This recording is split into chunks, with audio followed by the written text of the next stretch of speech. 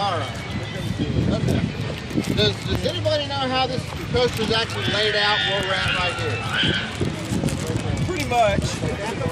That's right.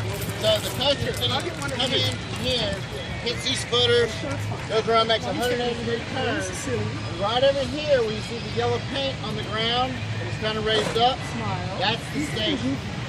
All right? I'm actually going to let you walk over here in the station in a minute. But we're going to talk about a few other things. Safety first. You want to stay away from any of the construction materials out here, any open excavations, any holes. If you have children with them, please watch your children. Don't let them wander off. I can't let you wander all over the site, but I'm going to let you walk around a little bit, answer any questions that you have, and try to make it a little entertaining. We'll see. Got questions, ask them. Does everybody know what this piece of concrete is called? Footer. Footer. It's called. Footer's made up of two different pieces.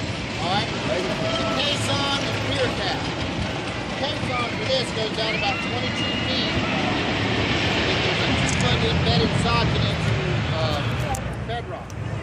So this caisson goes all the way down to bedrock, comes up, it's got rebar and concrete, and then in the top where it comes out, we put a pier cap on it.